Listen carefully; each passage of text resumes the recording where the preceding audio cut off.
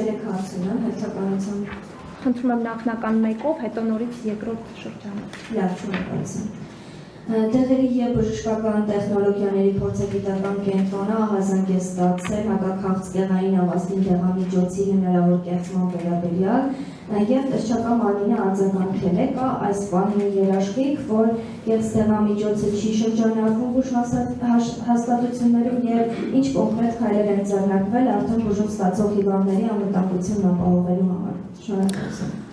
Ուզում եմ նշել, հարգելի գործընկերներ, որ դեղերի հետ կանչի մեխանիզմը դա մեր գործունեության մի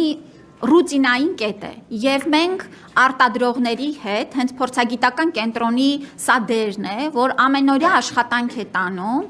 եւ ցանկացած ուրեմն ահազանգի կամ մտահոգության դեպքում մենք տեսչական մարմինների հետ միացյալ աշխատանքով իրականացնում ենք օրենքով սահմանված գործընթացները եւ քանի որ սա նաեւ հրապարական եւ թափանցիկ աշխատանք է, եթե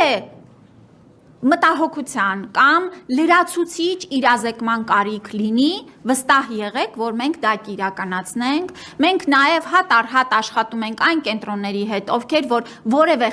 խմբաքանյակի մասով կան ահազանգեր, ուզում եմ ասել, որ առանց ավելորդ անհանգստություն պատճառելու,